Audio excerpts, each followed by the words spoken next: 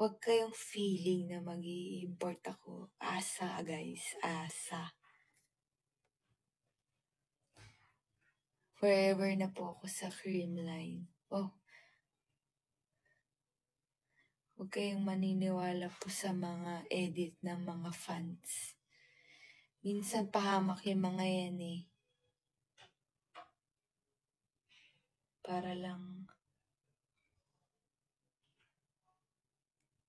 magpo-post ng gano'n. Para lang malait.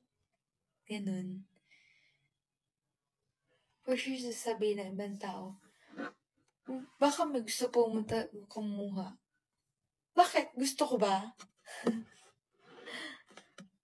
So, Milo, bakit?